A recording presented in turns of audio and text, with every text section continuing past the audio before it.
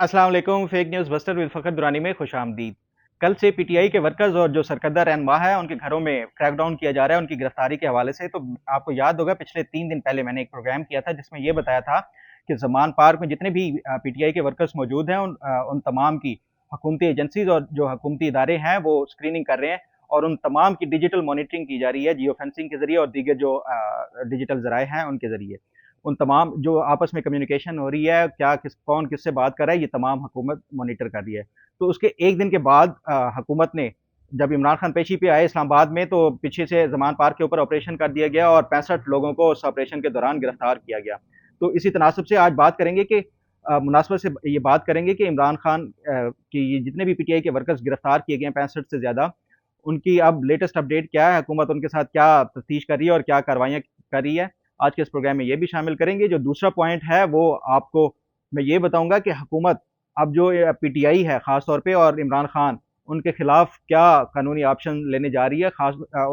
जो हुकूमत आपने देखा होगा कि राना सनाउल्लाह ने कल ये भी कहा है कि हुकूमत इनके खिलाफ रेफरेंस भी भेज सकती है सुप्रीम कोर्ट में पीटीआई के खिलाफ। तो लीगल और जो आइनी तौर पे क्या ऑप्शन है हुकूमत के पास पीटीआई को कल अदम करार देने के लिए जो हुकूमत सोच रही है। और तीसरा जो पॉइंट कि हुकूमती रिट को चैलेंज किया गया है और उस हवाले से काफ़ी लोगों ने सवाल भी उठाया है कि हुकूमत के बस की बात नहीं है इमरान खान को कंट्रोल करना। वो जब चाहते हैं एक जत्था लेके या अपने जो वर्कर्स हैं वो लेके वफाकी दार हुकूमत पे भी वो काबिज हो सकते हैं या जिस तरह उन्होंने जमान पार को नो गो एरिया बनाया हुआ है। तो इस हवाले से भी बात करेंगे कि 1970s में क्या ऐसा वाक़या हुआ था जब हुकूमती रेट को एक चैलेंज किया गया था। तो उस वक्त के जो गवर्नर थे पंजाब के गुलाम मुस्तफ़ा खर साहब, उन्होंने क्या ऐसे इकदाम किए कि विद इन फ्यू आवर्स ना सिर्फ हुकूमत की रेट बहाल हो गई बल्कि फिर किसी ने चैलेंज करने का उस टाइम सोचा भी नहीं। तो आज के इस प्रोग्राम में ये 3 पॉइंट्स के ऊपर बात करते हैं।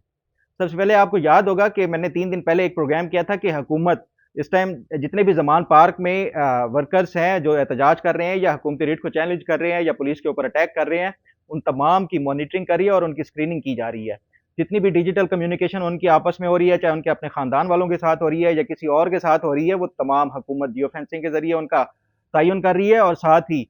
जो डिजिटल मॉनिटरिंग कर रही है। तो आपने देखा होगा कि विद इन 24 आवर्स सुबह जब इमरान खान पेशी के लिए यहाँ पे इस्लामाबाद आए तो पुलिस ने वहाँ पे अपना ऑपरेशन शुरू किया और उसके बाद जो 65 लोग हैं वो गिरफ्तार किए गए। तो जो मेरे ज़राए हैं वो ये बताते हैं कि ये जितने भी 65 लोग को गिरफ्तार किया गया है उनकी अब तक कन्फेशन स्टेटमेंट्स भी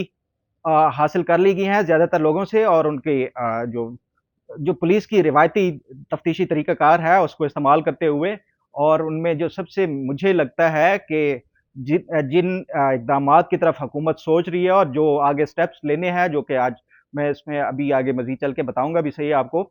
ये हुकूमत वो अपने जो मकासद हैं उन गिरफ्तार शुदा जो कारकुनान हैं, उनसे तकरीबन अपने हासिल कर चुकी है और उनसे कन्फेशन स्टेटमेंट लिए जा चुके हैं। उनमें से जो कन्फेशन स्टेटमेंट को आगे हुकूमत किस तरह से इस्तेमाल करेगी, ये भी इसका मैं आपको बताता हूँ। आपको याद होगा कि कल राना सनाउल्लाह साहब जो वफाकी वज़ीर दाखिला हैं, उन्होंने मीडिया को भी बताया कि हुकूमत ये सोच रही है कि इमरान खान और पीटीआई के खिलाफ कानूनी रास्ता अपनाते हुए सुप्रीम कोर्ट को एक रेफरेंस भेजा जाए। सुप्रीम कोर्ट को रेफरेंस के क्या ऑप्शंस होते हैं, उसके ऊपर बात कर लेते हैं। और वो जो कन्फेशन स्टेटमेंट जो मैंने आपको बताया कि वर्कर्स से लिए जा रहे हैं, वो आगे कैसे हुकूमत जो सोच रही है कि इनको इस्तेमाल किया जाएगा इन कन्फेशन स्टेटमेंट को।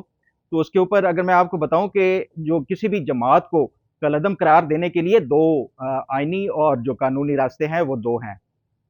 एक जो पहला रास्ता है वो है कि आपने उसको एंटी टेररिज्म एक्ट के तहत किसी भी जमात को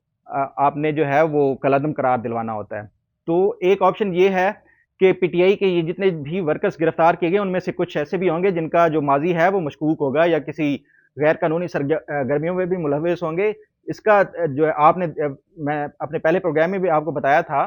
कि ये जो एक इकबाल खान के नाम से वीडियो चलाई गई थी सोशल मीडिया के ऊपर कि वो उसका ताल्लुक कलअदम जमात जो है तहरीक तालिबान या जो सूफी नूर मोहम्मद साहब की जमात थी उनसे था। उसके बाद वो कुछ साल के लिए उनको सज़ा भी हुई, वो जेल में भी गुजारा और अब उसके बाद जो वो ज़मान पार्क में सिक्योरिटी के फ़राइज़ सर अंजाम दे रहे थे। तो एक तो वो एविडेंस इस तरह के इस्तेमाल करके उनको जो एंटी टेररिज्म एक्ट के तहत कि ये जो इनमें जो पीटीआई की जमात है उसमें इस तरह के कलअदम जमात के या इस तरह तालिबान या जो मुल्क दुश्मन अनासिर हैं, उनके एलिमेंट्स शामिल हैं। एक तो हुकूमत ये सोचती है कि इस तरह उसका एंटी टेररिज्म कोड एक्ट के ज़रिए इनके खिलाफ कोई कार्रवाई की जाए और कलअदम करार दिया जाए। दूसरा जो ऑप्शन है जो हुकूमत सोच रही है वो है पॉलिटिकल पार्टीज एक्ट के तहत। पॉलिटिकल पार्टीज एक्ट के तहत भी जो बाकी प्रोसीजर है वो सारा तकरीबन सेम है कि ये जितनी भी कन्फेशन स्टेटमेंट गिरफ्तार किए गए हैं उनमें से इस्तेमाल किया जाएगा कुछ स्टेटमेंट्स को रेफरेंस बनाने में। रेफरेंस बनाते हैं विद इन 15 दिन जो वफाकी हुकूमत है वो रेफरेंस तैयार करके सुप्रीम कोर्ट को भेजने की पाबंद है जो पॉलिटिकल पार्टीज एक्ट है उसके तहत। किसी भी जमात को अगर आपने कलअदम करार देना है तो उसके जितने भी मवाद है मटेरियल है वो इकट्ठा करके एक रेफरेंस बनाएगी वफाकी हुकूमत और फिर सुप्रीम कोर्ट के पास भेजेगी। सुप्रीम कोर्ट उसके ऊपर फाइनल डिसीजन सुप्रीम कोर्ट ने लेना है। तो अब सवाल ये उठता है और हुकूमत ये सोच भी रही है कि अगर हम सुप्रीम कोर्ट को रेफरेंस बना के भेजते भी हैं तो क्या सुप्रीम कोर्ट पीटीआई को कलअदम करार देने में जिस तरह का पिछला ट्रैक रिकॉर्ड देखा जाए कि जो अदालतों से इमरान खान को हर दफा रिलीफ मिला है, तो हुकूमत इस शेषोपंज में है कि क्या अदालतें इस बार भी अगर कोई रेफरेंस बना के भेजा जाता है पीटीआई को कलअदम करार देने के लिए उसी तरह क्या इमरान खान को रिलीफ देंगी या जो स्टेट की रिट है उसको बहाल करने के लिए अपना आईनी और कानूनी रास्ता अख्तियार करते हुए कोई फैसला देगी।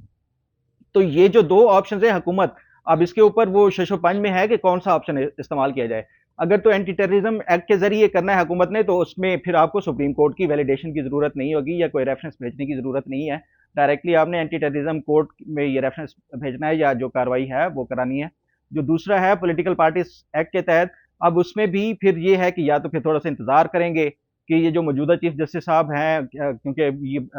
जितने भी पिछले केसेस आए हैं उसमें इमरान खान को रिलीफ दिया गया तो ये हुकूमत के पास अब ये ऑप्शन सोच विचार कर रही है कि क्या किया जाए कि थोड़ा सा डिले करके आगे वो किया जाए कि जब ये चीफ जस्टिस का टेन्योर कंप्लीट हो जाए उसके बाद वो करें तो लेकिन ये ज़्यादा लंबा टाइम हो जाएगा। तो हुकूमत जो है इस वक्त एंटी टेररिज्म एक्ट के तहत भी ये कार्रवाई का सोच रही है उसकी तरफ ज़्यादा वो जा रहा है। खैर ऑप्शंस तो शायद जो मुझे जराए ने बताया कि दोनों ही अपनाए जाएंगे सुप्रीम कोर्ट वाला भी एंटी टेररिज्म वाला भी जो भी इसमें से जल्दी जिसका फैसला हो गया। जो तीसरा पॉइंट है मैं आपको बताऊं कि 1970s में पंजाब में उस टाइम गवर्नर थे गुलाम मुस्तफ़ा खर साहब। तो पुलिस डिपार्टमेंट जो पंजाब का है उन्होंने हड़ताल कर दी और थानों में आना बंद कर दिया था। अब ये एक लॉलेसनेस की जो फिजा बनती जा रही थी कि किस तरह जो सूबे भर का जो कानून को किस तरह नाफिज किया जाएगा और किस तरह उसका निफाज किया जाएगा तो उस हवाले से फिर हुकूमती तौर पे जो उस टाइम पीपल्स पार्टी की हुकूमत थी जुल्फ़िकार अली भुट्टो साहब की उसमें सरबराही में तो ये सोच विचार की गई कि अब पुलिस को किस तरह वापस लाया जाए। उस पर जो गवर्नर थे उस टाइम गुलाम मुस्तफ़ा खर साहब उन्होंने ऐलान किया पब्लिकली कि आपके पास 24 घंटे हैं। अगले सुबह दिन को 4 बजे तक अगर तमाम पुलिस एहलकार वापस अपनी ड्यूटी ज्वाइन ना की तो वो तमाम जो पीपल्स पार्टी के जियाले थे या उस टाइम के जो वर्कर्स थे उनको भर्ती करके तमाम जो पोस्टें हैं वो फिल कर देंगे। तो 24 घंटों के अंदर अंदर आपको वापस ज्वाइन करना होगा। 24 घंटे नहीं विद इन जब ऐलान हुआ उसके विद इन फ्यू आवर्स जो है वो तमाम पुलिस एहलकारान वापस अपनी ड्यूटी पर आ गए। तो बताने का मकसद ये है कि जब हुकूमत की रिट चैलेंज की जाती है तो जब रियासत जब ये तयन कर ले और ये इसका फैसला कर ले कि हुकूमत की रेट को बहाल करना है तो कोई जितना भी बड़ा कोई इंफरादी सतह पे हो या कोई जितना भी बड़ा लीडर हो वो हुकूमत के रेट को इस तरह जो है वो ज़्यादा अरसे तक चैलेंज नहीं किया जा सकता। मेरी जितनी भी हुकूमती जो रहनुमा हैं उनसे भी बात हुई तो वो ये कहते हैं कि बाज़ औक़ात चीज़ों को होने दिया जाता है ताकि ये ज़्यादा से ज़्यादा जो कोई आइन और कानून की खिलाफ वर्जी कर रहा है एक्सपोज हो ताकि इदारों का जो बाद में अगर उसके खिलाफ कोई एक्शन भी लिया जाता है तो कोई हमदर्दी का एलिमेंट जो है वो ना रहे। तो हुकूमत के पास ये जवाब है लेकिन ये आखिर कब तक ये इस तरह जो मुआशी और इक्तसादी तौर पे जो पाकिस्तान की सूरत हाल है कि क्या पाकिस्तान इस तरह की खाना जंगी और जो सिविल वार की तरफ बढ़ रहा है मुल्क के हालात वो उसको कब तक ये इस तरह खुली छूट देंगे। और दूसरी जो सबसे इम्पोर्टेंट बात है कि अगर आप दोनों जो साइडें हैं चाहे वो पीटीआई हो या मुस्लिम लीग नून या पीडीएम की जमातें हैं उनको मिल बैठ के ये तमाम अपने जो तनाज़ात हैं जो सियासतदान हमेशा मेज़ के ऊपर बैठ के अपने जो मामलात हैं हल करते हैं सड़कों के ऊपर कोई ऑप्शन नहीं रहता ख़ास तौर पे ऐसे हालात में। तो दोनों उम्मीद है कि ये दोनों साइडों से जो है वो सैनिटी कोई प्रिवेल करेगी और आपस में मिल बैठ के जितने भी आपस में इनके जो ताल्लुकात या जो मामलात हैं उनको मिल बैठ के तय करेंगे। आज तक के लिए इतना ही। अपना ख्याल रखिएगा। उम्मीद अल्लाह ताला आपका हामी और नासिर हो। अल्लाह हाफ़िज़।